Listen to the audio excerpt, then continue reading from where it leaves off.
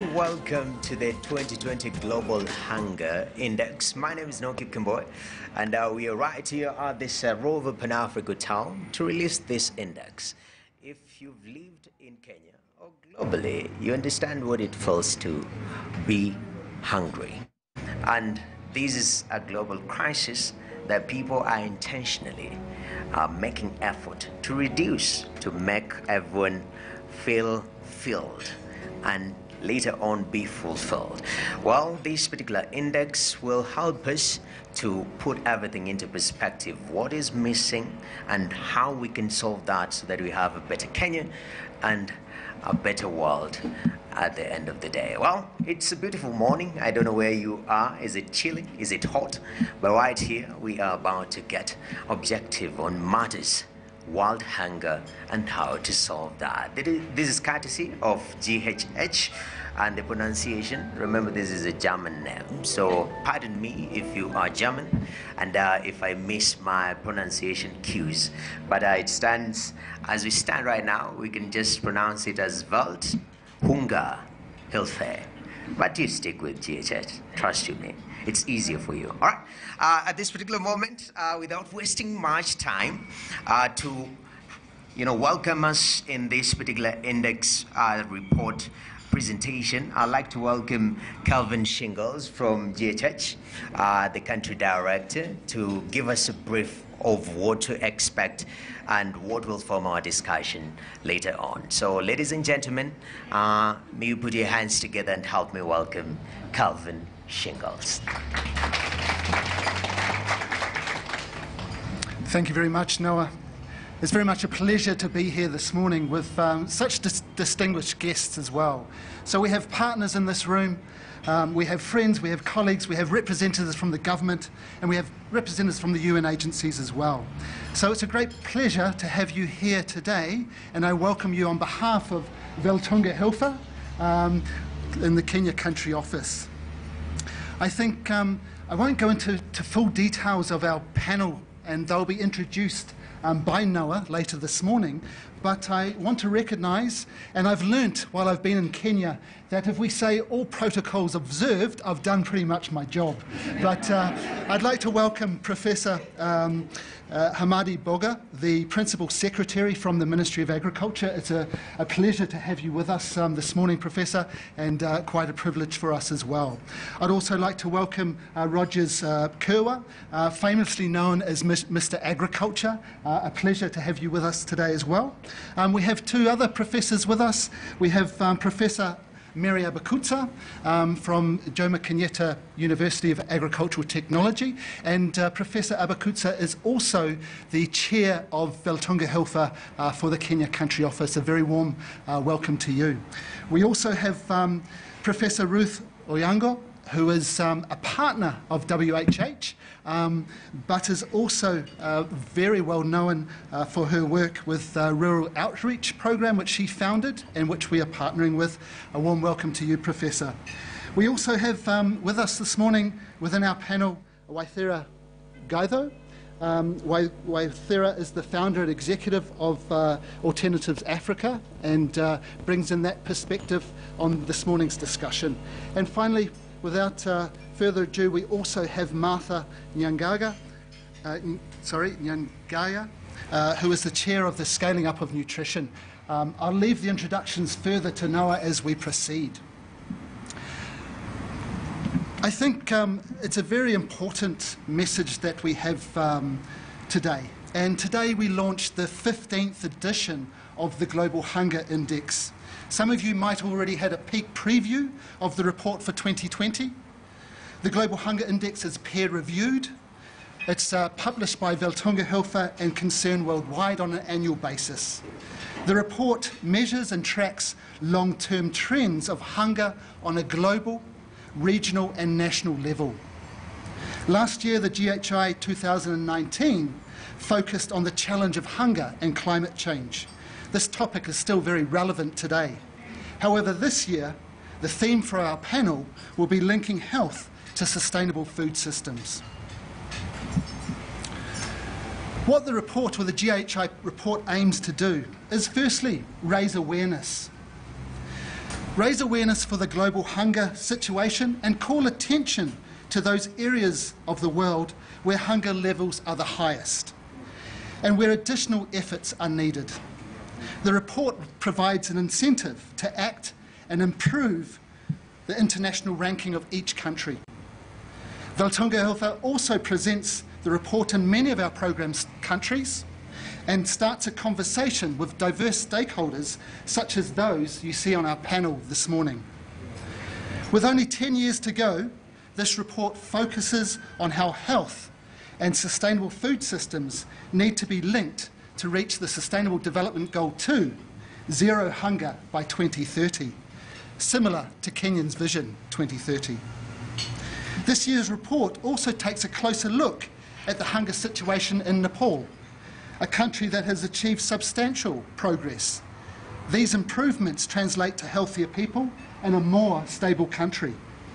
However, the report also highlights that there's still a lot of work to be done, and countries such as the Democratic Republic of Congo, a country that was just recently declared by the UN as the world's worst food crisis, shows hunger at alarming levels. How is the GHI calculated?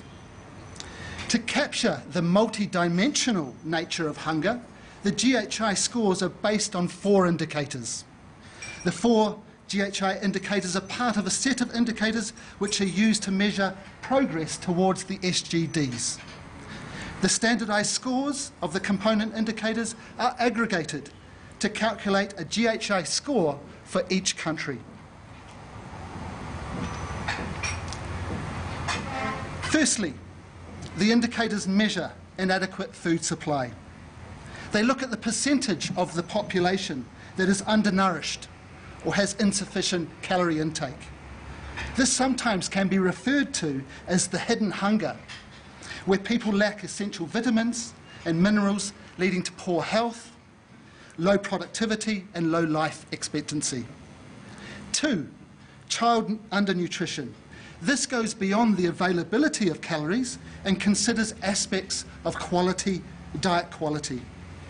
It looks at the percentage of children under 5 who suffer from wasting or low weight for height, reflecting acute undernutrition. It also looks at the percentage of children under 5 who suffer from stunting or low height for age, reflecting chronic undernutrition. The focus on children undernutrition is critical, as children are especially vulnerable to the effects of food insecurity and increases their chances of suffering from disease or reduced cognitive and physical development. Finally, 3, child mortality. The percentage of children who die before the age of 5, the most tragic consequence of hunger and malnutrition. Globally, almost half of the children who die before they reach their 5th birthday is because of malnutrition. This map shows a sobering picture. In more than 50 countries, hunger remains a severe issue. In 11 of them, the situation is alarming. In 40, the situation is serious. It is possible, with complete data, that one or more of these countries will fall into extremely alarming category, such as predicted of the DRC. Kenya is highlighted in this map and categorized as serious. The bad news: progress is way too slow. Many people still suffering from hunger and undernutrition. Looking at the GHI indicators, this means 690 million people are undernourished. 144 million children are stunted. 47 million children are wasted. And 5.3 million children die before they reach their 5th birthday, in many cases as a result of undernutrition. The outlook was grim even before COVID-19. Now we have a triple threat in Kenya, including the locust outbreak, the increasing frequency of crisis due to climatic change, drought and flood, and the number of undernourished people has been on the rise, and we should be prepared for an increasing number of people requiring humanitarian assistance in 2021. In many countries, the year-long positive trend has reversed, and the situation is worsening. Amongst them, Venezuela, Lesotho, and Madagascar, and as predicted, the DRC. With the current course, at least 37 countries will fail to reach low hunger levels by 2030. Kenya is in this predicament, and more needs to be done.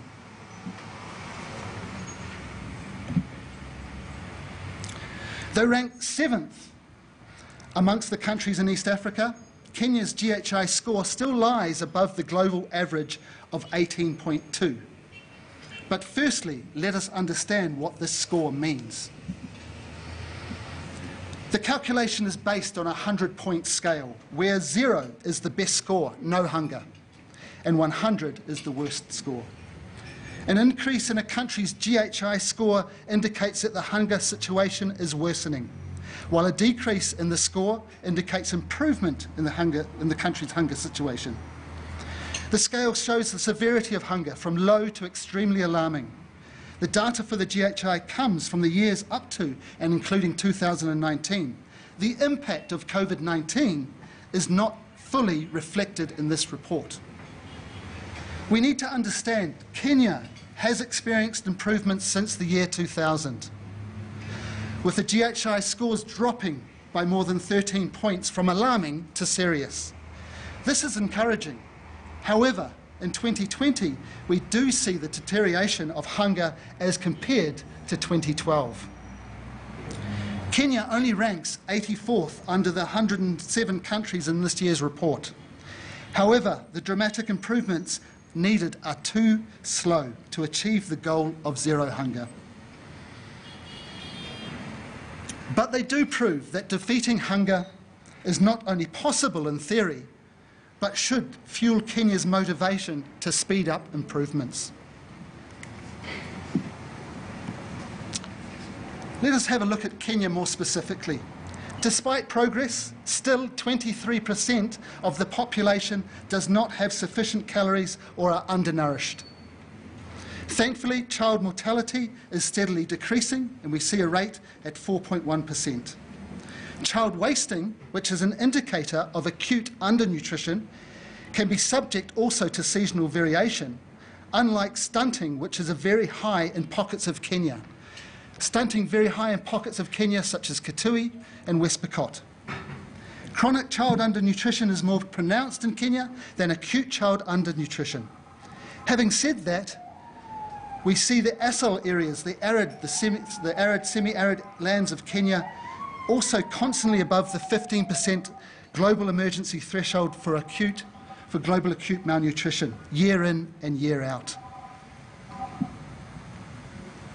Kenya and the region are particularly vulnerable to the current overlapping health, economic, climate and environmental crisis. One example is the Horn of Africa. Persistent conflicts, political instability and displacement are increasingly being met by extreme weather, such as droughts and floods. This past year, the desert locust infestation was added. COVID-19 now acts as an accelerator to food insecurity for some segments of the population, affecting availability, accessibility and affordability of food. We have seen coping mechanisms being depleted by many communities, making them more susceptible to humanitarian aid. With climate change, this is going to continue. The multiple crises show impressively that human behaviour is increasingly having a negative impact on our planet. Our food systems are part of the problem. This year's guest essay by several researchers from London's Chatham House Institute takes a closer look at this issue. They argue that our food systems are inadequate to end hunger. On the contrary, they are not resilient to crises, they are unfair, and they also contribute to a strong driver of hunger. Within the years remaining to meet the international target of zero hunger by 2030, they also call for an integrated approach towards health, environment, food and agriculture. A One Health approach Please read on page 23 of the Global Hunger Index report this article. Here we present three messages. 1, the world in Kenya is not on track to achieve zero hunger by 2030. 2, the COVID-19, locusts and climate change will further exaggerate the situation here in Kenya. And 3, we need to reshape our food systems to become fair, healthy and sustainable. The key is to create a healthy and just food environment with fair and adequate income for smallholder farmers, fishermen and women and producers. Smallholder farmers need to be supported to become more sustainable, resilient and diversified producers, such as by improving their access to agricultural inputs and by extension services, coupling local and indigenous agricultural knowledge with new technologies. Local and regional food markets should be strengthened to promote sustainable local agricultural production. Regional and global trade in agricultural products and food should be fair and climate friendly. Due diligence along the entire value chain is crucial.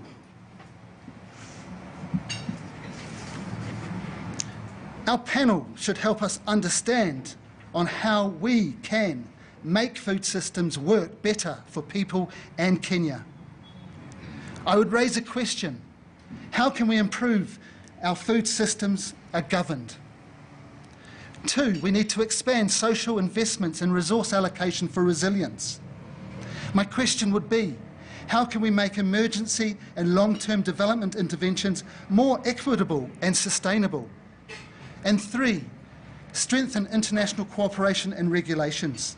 What has been done to strengthen regional and international cooperation and regulations to improve the food security situation here in Kenya? Let us make zero hunger a reality by understanding the underlying causes and providing adequate funding to support healthy, sustainable and resilient food systems in Kenya. Therefore, making Kenya self-sufficient in providing for local needs while positioning Kenya on the regional and international marketplace for future prosperity. At this juncture, I'd like to hand over to our moderator, Noah, to take the lead with our panellists and welcome them to the stage. Thank you very much for your time this morning. Thank you very much, Calvin, for that detailed presentation. I hope all of us have been paying attention at home, right here in the room. You've gotten the gist of what exactly is happening. Are we on the right course to fulfill the Zero Hunger Initiative across the world? Well, the big answer is a 2-letter word: no. So, what next?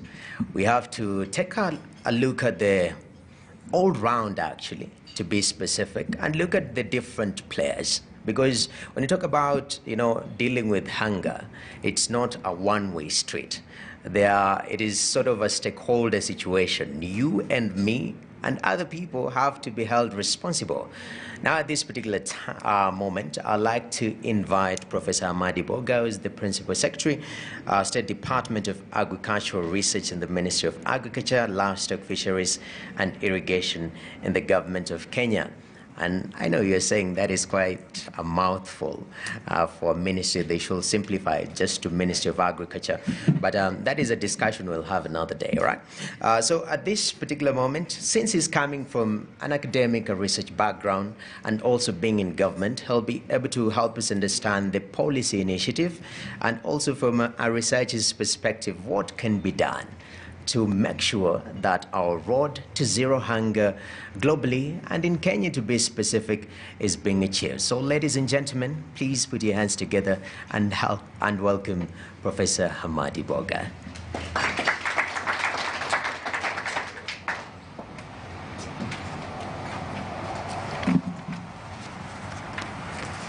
Yes, thank you very much, all the invited guests and all protocols observed.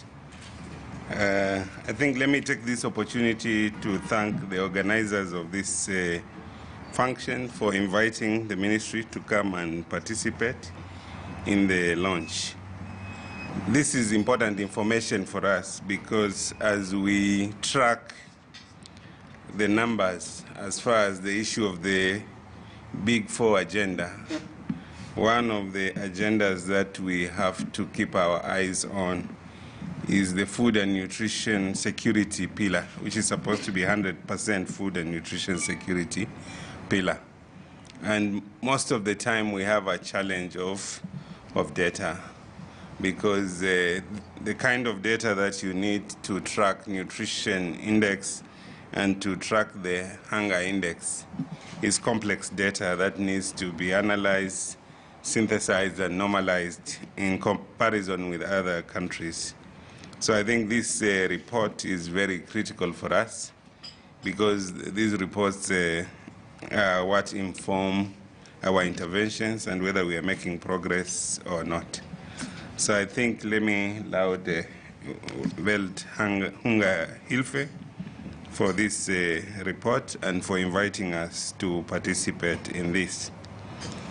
As you are aware, we are committed to 100% food and nutrition security as a government, and all our interventions are targeted towards making sure that we attain these goals.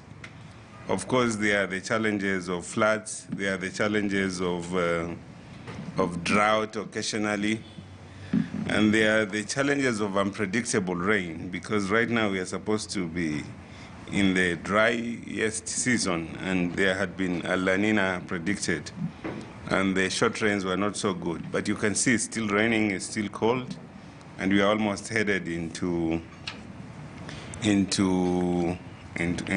March, when the long rains should actually start. So the ministry, because of this unpredictability that has come as a result of climate change, is actually investing through the Kenya Climate Smart Agriculture project into big data and agro-weather information, so that we have more precise data and more agro-weather information in the hands of the ministry, in the hands of extension workers, in the hands of county governments, and also in the hands of farmers, so that their investments into farming are more guided by data and information, and especially agro-weather information, because of the challenges of climate change that we see. In the ministry, our main strategy that we are driving is the agriculture sector transformation and growth strategy, and it has three main anchors. The first anchor is to increase the income of smallholder farmers. So we know that our production system are supported up to 80% by smallholder farmers. So we have set aside a big chunk of our efforts and a big chunk of our resources towards supporting smallholder farmers. And the way we support them is through a value chain approach, whereby we support the emergence of structures that deal with the issues of inputs, quality inputs. So we have very strong KEFIs to make sure that farmers get quality seeds. We have a very strong PCPB to make sure that any agrochemicals are properly managed and regulated and properly used. And we also have a strong mechanization unit in the ministry, because we still note that our farmers have not mechanized. And I think the biggest challenge with our smallholder farmers is that they are still very inefficient producers, and they still, up to 60%, prefer to grow maize. And yet maize, in terms of income to farmers, it brings very little income. So I think these are some of the issues that we are wrestling with, to create an ecosystem and to support the farmers, the smallholder farmers, with information, working with county governments to move us to another level of production. Of course, our consumer behavior is also changing, and so that means we have to diversify our production. So up to last year we were saying a Kenyan consumes about 1 or 3 kgs of maize per capita, yeah, per year. But last year, the latest statistics showed that we are down to 69 kilograms. So we are shifting to rice, we are shifting to potatoes, and we are shifting to other foods.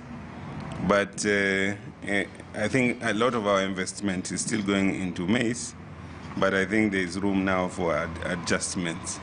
So the smallholder farmer is at the heart of our investments, and will continue to support them, because we find that he's the main player in our production system. Even for the exports in terms of horticulture and other produce, it's still the smallholder farmer who brings home the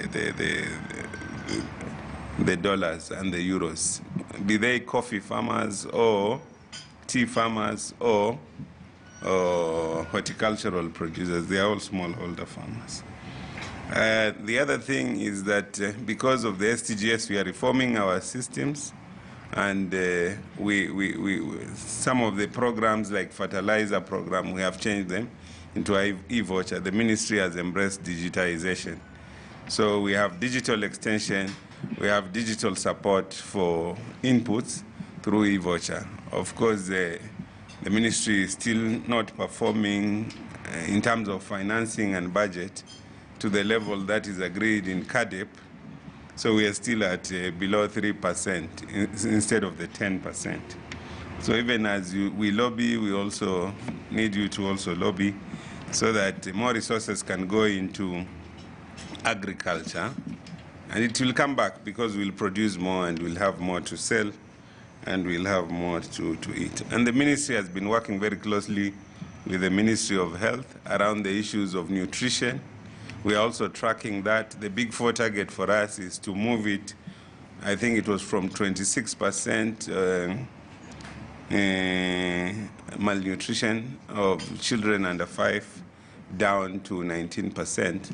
I missed the figure there, but we sense that we are making progress. We have done a lot of interventions, including developing manuals for training counties and other workers on nutrition-sensitive agriculture, so that you practice agriculture that is nutrition-sensitive. The ministry has set up the kitchen gardens there with the support of GIZ and the German Development Corporation, and we are about to roll out the 1 million kitchen gardens across as part of the response to COVID-19. It's delayed by procurement, but I think we are on track. And talking about COVID, our biggest worry was that because of COVID-19 and the lockdowns around March, we were really worried that we were going to have food riots, that we were going to have food riots, especially in the urban settlements. And we had to come out with a number of measures, including guidelines to make sure that food production went on, to make sure that food distribution and processing went on. And we also identified the vulnerable households, both in towns as well as in the rural areas, to make sure that they continue to be supported through cash transfers. In the past, we used to track maize. We realized not all Kenyans eat maize anyway, especially in Northeastern where the problems are. So we did cash transfer. So we have moved away from the model of tracking maize to cash transfer so that the people can have a choice as far as access to food is concerned. So our key push at that time was to make sure that food was accessible, available, and food was affordable, and the prices remained stable. And we were tracking food globally, not just locally, globally, regionally, to make sure that movement and impacts on prices and access was not affected. And to do this, we created a food security war room where all of us were there, NGOs, government, the organizations like Belt Hunger Ilfe and others. And we worked very well, and it's still going on, and we are tracking. And I think we are on the right track. And finally, the final pillar that we have is resilience, and resilience pillar, and that is where we have programs on climate smart agriculture, moving away from some of the bad systems of food production so that we can have a healthy, secure environment for continued production. And so I think we are together in this, and I'm not sure about 2030, but we are on track and we are doing our best, and we are adapting to climate, and we are training our farmers to adapt to climate. And when you move around the country, you'll see a lot of initiatives that are geared in that direction. So thank you very much, and let me stop there as guided by the moderator. Thank you very much.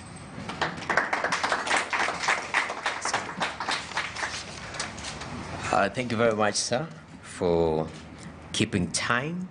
And I will move very swiftly in regards to the next address. Actually, after you give us an address, kindly just take a seat right there on the podium. But the conversation actually online is #GHI2020. This is the hashtag generation. You don't want to miss that. GHI 2020. And if you have any questions, speak right there. And also at WHH_Kenya, we will address some of those concerns at KTN News KE and at Farmers TV.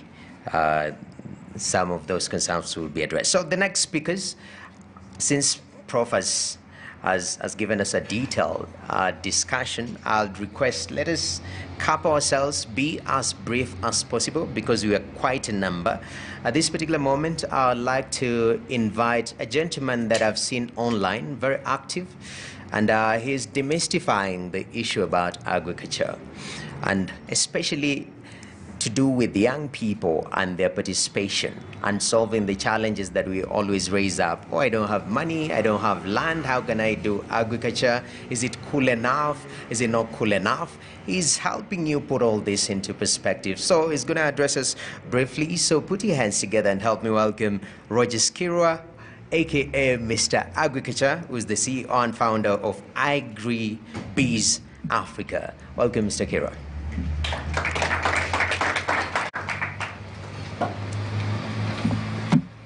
Good morning, everyone. As you've heard, my name is Roger Ichira. I'm a farmer.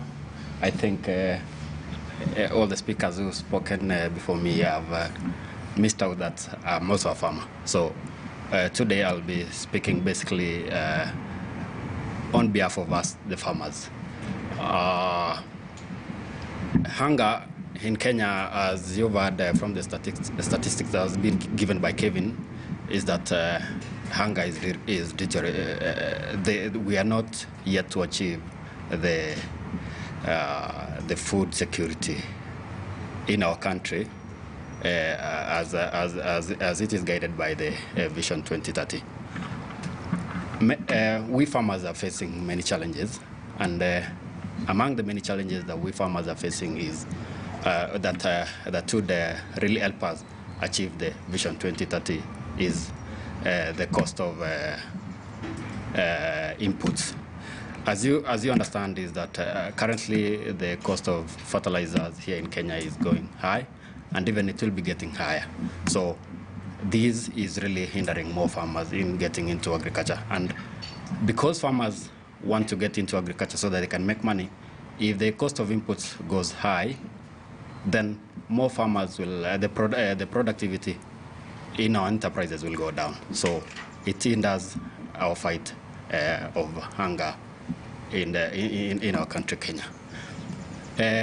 Another challenge I would say is that when the young people went to school, most of us understood or take it that agriculture is not for us, the young people. So many young people are moving away from the agriculture sector.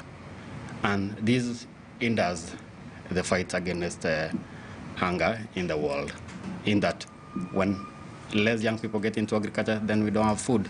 And when we don't have food and the rising population, so the fight against hunger goes down. When we talk about hunger, I believe is that we talk about food security. When we talk about hunger, then what leads to hunger is the lack of food. So food security comes in. And when we talk about food security, we can't live in the idea of nutrition. And that is where organizations such as the Rural Outreach Program comes in, whereby they're trying to promote the consumption of the indigenous food such as the indigenous African vegetables. Of these indigenous African vegetables, we've been calling the indigenous African vegetables for a very long time. And most of the young people are not really taking these indigenous African vegetables. And that's why people are now thinking of really changing even the names of the indigenous African vegetables to the high-valued vegetables, because the young people are moving away from these indigenous young African vegetables. So I think to end the global hunger, we must really support the farmer. We must start from down there. We're not starting from up here, we're starting from down the farmer, whereby we have many challenges as farmers down in the farms. So basically, that's what I would say for today. Thank you.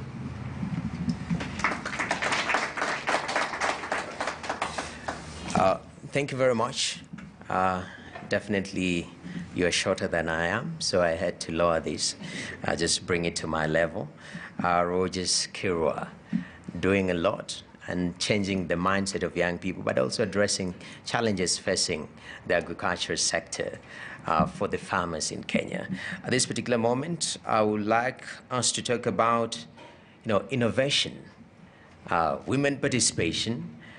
Apart from that, also, the next speaker is a qualified, journalist. She's in this field, to say the least, because she is actually the editor-in-chief of the Africa Journal of Food, Agriculture, Nutrition, and Development. And if you see a prof there, if a prof precludes your name, then it means you can talk. You've given lectures. So if somebody tells you, speak for 3 minutes and give us your perspective on the index, in your mind it was 3 hours. Sometimes it disorients you a little bit. But I believe that you can do it. So ladies and gentlemen, help me welcome the one and only Professor Ruth Onyango. Beginning my coffee for that.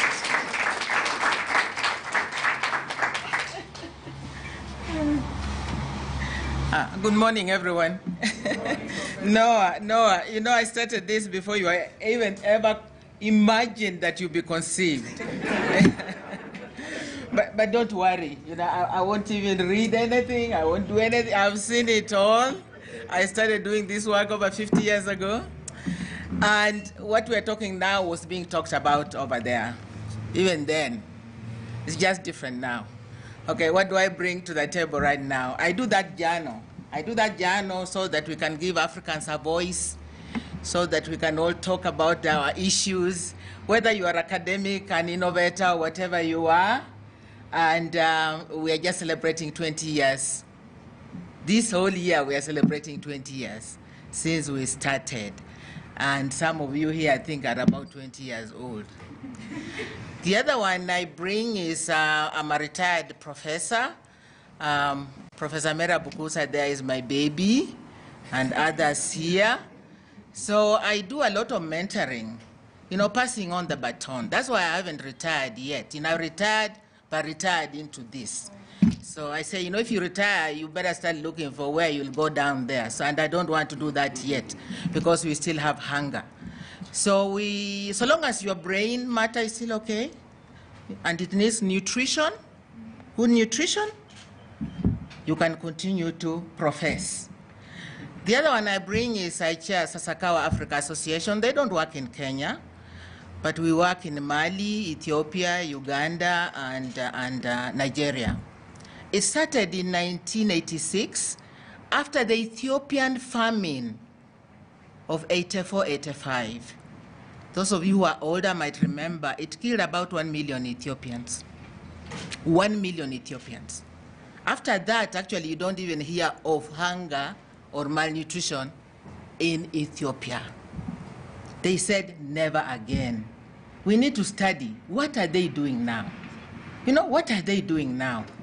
And I want to tell PS, my very, very good PS here, we forgot about extension.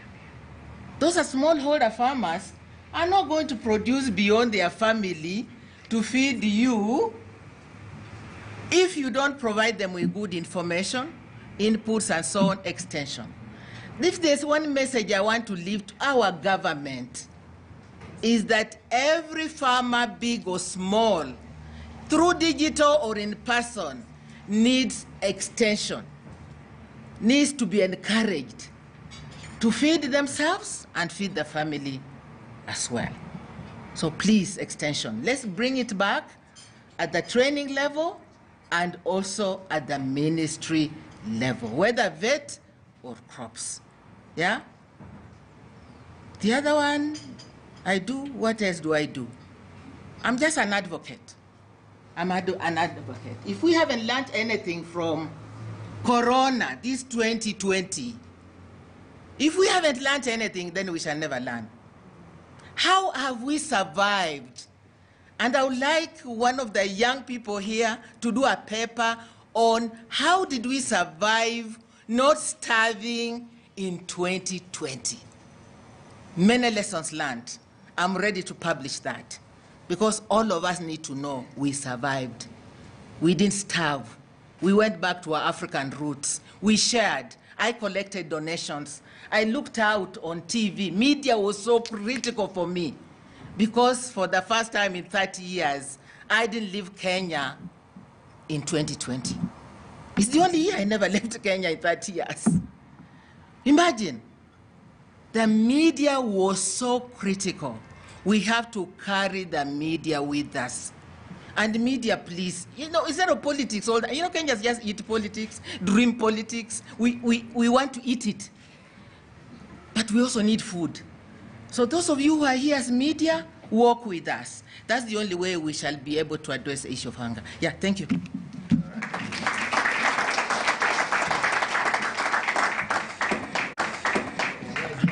Thank you, Prof.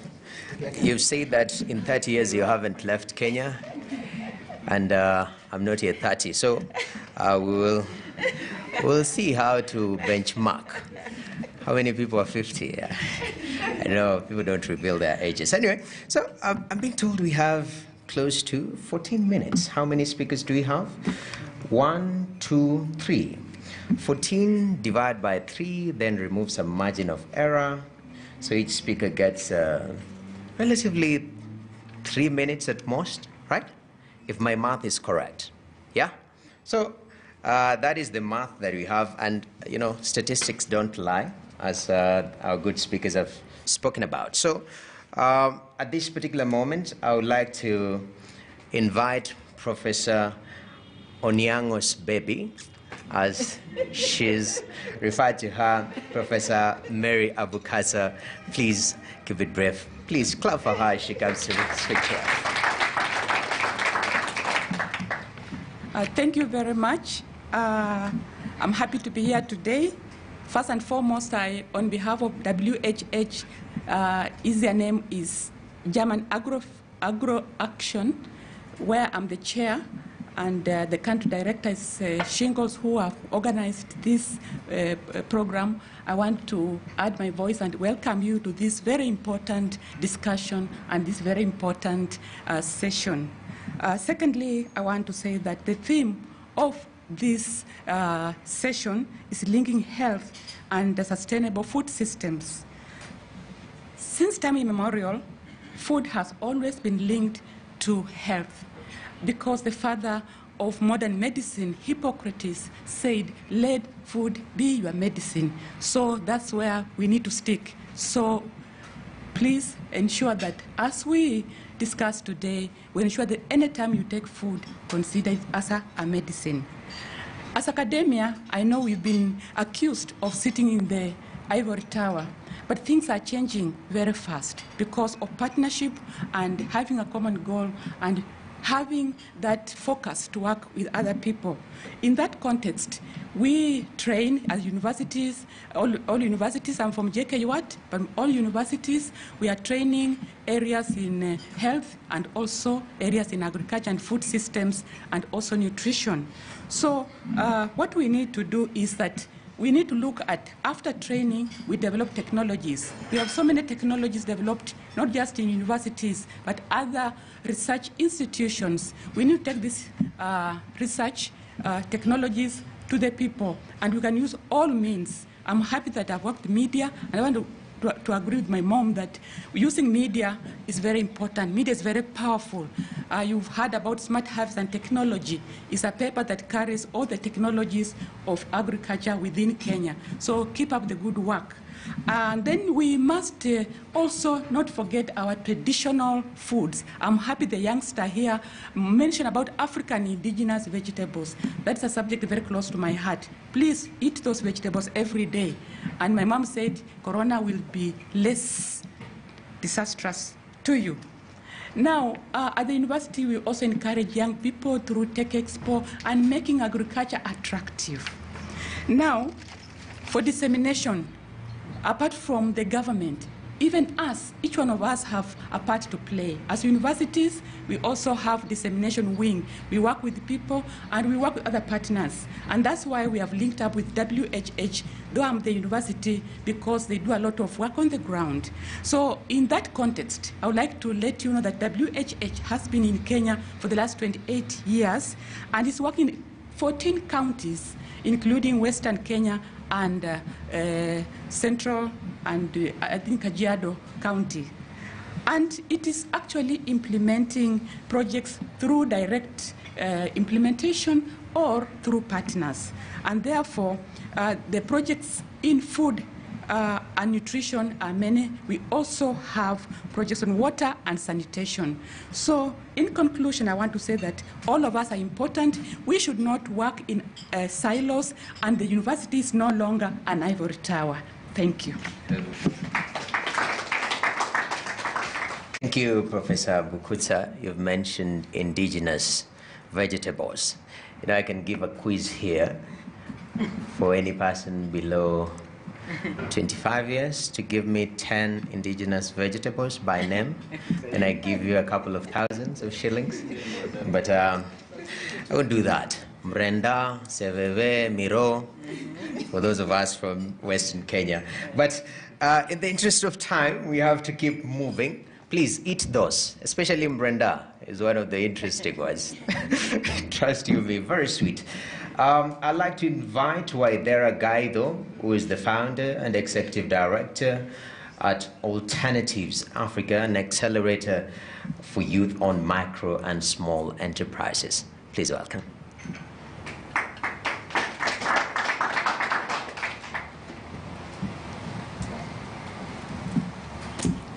I think I beat you in this height thing, huh? So I'll adjust upwards. I've said it before you do when you come back. Good morning, everybody. I've been mulling over this forum as I have listened to my seniors speak before me. And of course, a representative of the youth in Kenya. And I can't help but wonder if it is a good reason that has brought us here. And maybe the conclusion will make that final decision for us. When I was in primary or high school, and I'm sure this applies to many of us, you had a problem if you had to tell your parent that you are number 35 and the class had 40 students. And you tried to figure out how you would deliver that information in a euphemistic way. And you would try and think and say, I only beat, you see, I still beat 5 people. There were 5 people behind me, you see. But as we all know, most of our parents used to be top 5, you know, always in class. And we had no evidence of whether that was true or not. So the question that followed was always, why can't you be top 5? Those who are top 5, do they have 2 heads? Is it that they have 2 brains? And you'd stand there wondering what to respond. Personally, at one time, my grade was so bad, I decided that that report had to go missing. And I would rather be beaten, but my parents remain ignorant of what was in that report. And so when I looked at Kenya being ranked number 84 out of 107, naturally, the first thing I did was, how far are we from number last? And I saw that we were number 23 from behind. And so I used my parents' formula of asking, why can't we be? Or what have those that are number 1 to 3, what have they done to be there? And then I asked myself, in the first place, I saw in the presentation that Kelvin did that there are those that were not even in this index in the first place, meaning they are not even ranked. They are doing so well. Hunger is pretty much maybe negligible. How can we be among those?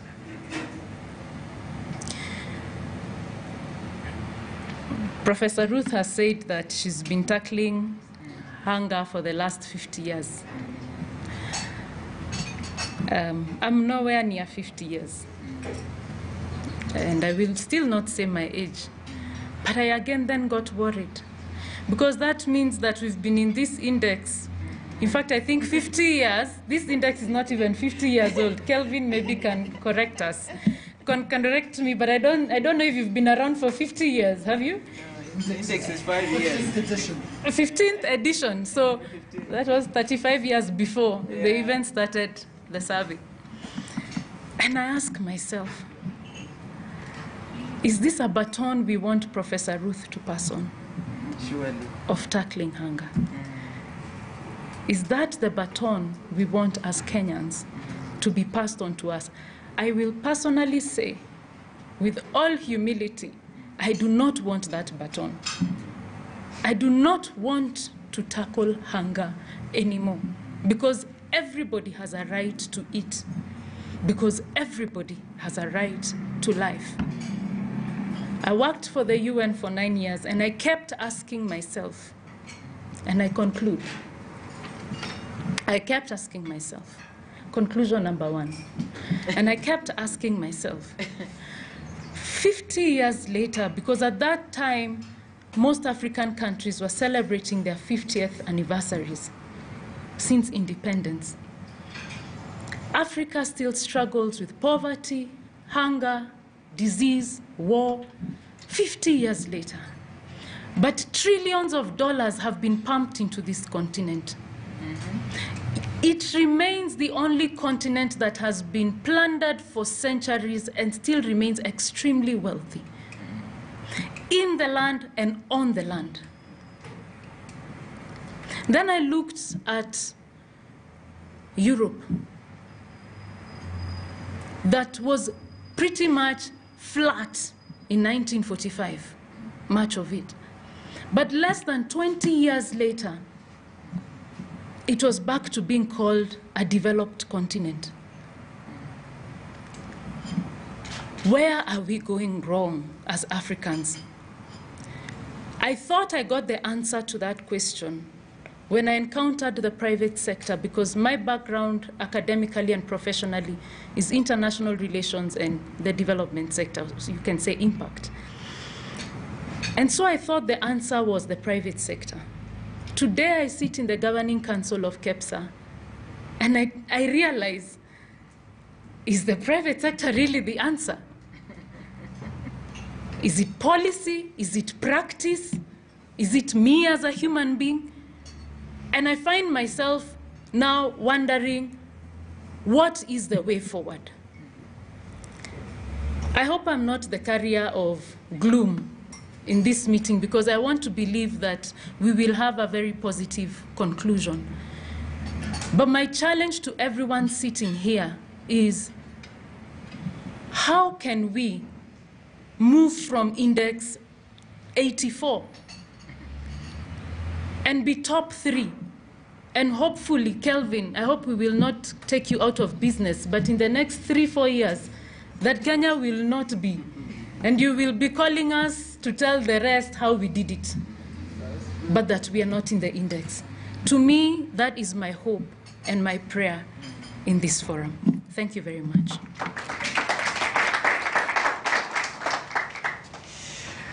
Thank you very much. Waithera Gaido.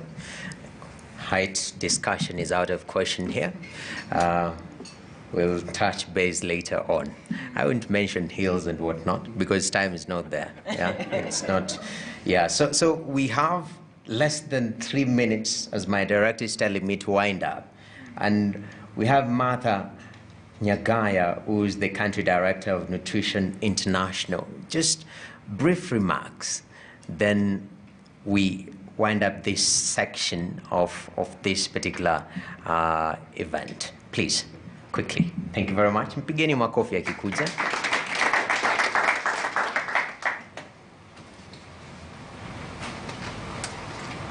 Thank you.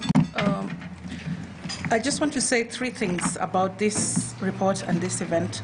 So I am the country director for Nutrition International. Nutrition International is a global Canadian organization that has worked for 25 years to support research, technical assistance, capacity development, and policies on nutrition particularly. And the Global Hunger Report addresses the scarcity of data that we need to identify disparities, to identify where we need to intervene most, to know the drivers of hunger, and to also see where we need to address hunger based on those drivers. But it also highlights the issue of policy fragmentation. If we want to go far, in my culture we say, if you want to go far, walk with people. But if you want to go fast, walk alone. This report and the ranking of Kenya highlights a clear and powerful signal of the direction we need to take moving forward if we want to make a difference and if we want to walk faster in the progress towards addressing hunger. The disparities that are demonstrated in this report globally are reflected at country level. And like the previous speakers have said, we are seeing disparities in counties like Kitui and West Pokot, where we have over 42% of our children stunted, and in counties like Kiambu and Nyeri, where we have below 15 and 10%, but we still have another problem of overweight and obesity. And so we have to address this from a perspective of the triple burden of malnutrition and the food systems approach and the repercussions on healthcare. And so, what is the triple burden of malnutrition? We do have the hidden hunger that is addressed in this report. Stunting, wasting, if we don't address this, the child dies within 2 weeks. But we also have wasting and stunting. Wasting will have the child die in 2 weeks, but stunting is chronic and it is prolonged inadequate intake of all kinds of foods over a long period. We don't see it when we look at a child that is short for their age, but we know for sure that it does not just affect the age of this child. It also affects the brain development. It has an effect on school repetition and education. It has an effect on human capital, but it also has an effect on the economy of this country. And so working together means we start providing a holistic and integrated approach to this problem and this theme, which is bringing the health systems, bringing the food production systems, and it is not only production. It is production, it is transformation, it is distribution of food, and it is also the drivers of food choices and the gender dimensions of it. So as we engage in this conversation today, I hope that we are going to provide some holistic ways of integration and some key information for what needs to happen among the donors. For donors, for example, this report shows us where we should put money, the disparities.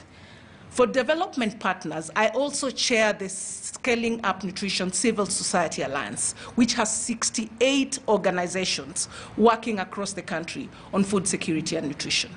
Coordination, working together with government, aligning with government policies, holding government accountable for the agriculture transformation targets and deliveries that they make. And for the media, information for the consumer, for the distributors, for the food environment, and for the general population. Let's work together. If we want to go far, we must hold each other's hands and work together. Thank you. Thank you very much. I know you're getting ideas that my height is stunting. No? This is genetic, all right? Briefly, as I'd like to welcome Calvin to give a short closing remark before we move to the next segment. Calvin, please. Thank you very much. As you can see, we have a panel full of expertise, knowledge, right from the grassroots of implementation and productivity, right through to research and extension, right to the private sector and business as well. And this occasion doesn't end here. We will have open answers and questions towards the panel as we move forward. But I'll just make a couple of remarks. I think Kenya has made some very good progress over the years. Let's acknowledge that. But however, the figures still are serious, and that we also expect that those figures will rise. We have a triple threat in Kenya at the moment with the COVID, with the locust outbreak, with the increasing frequency of drought, and we really need to be able to be better prepared to be able to deal with this. Zero Hunger 2030 is a real issue, but I think Kenya can make good progress and can be one country where one of our colleagues has said, will do me out of a job. I'll be happy when that situation arises. We do have the issue of undernourishment still in Kenya, and making sure that there is a diverse meal on the plate for every single Kenya. And that is our aspiration through our own work with WHH, is to support various aspects of value chains and to support farmers themselves to be able to increase productivity here in Kenya. I think the government has very much focused on economic growth, and I think Mr. Agriculture has clearly mentioned that we also need to support grassroots. We need to support productivity and therefore providing accessibility and affordability of food within the counties that we are supporting as well. And when I talk about counties, it is a devolved function. Yeah, it is the responsibility of our county governments to make an analysis of the gaps in regard to the food system and where the counties can actually intervene as well. I think there are a lot of policies in place, and we thank the national government for that. But it has also been mentioned that these are fairly fragmented, and these policies need to reach county levels.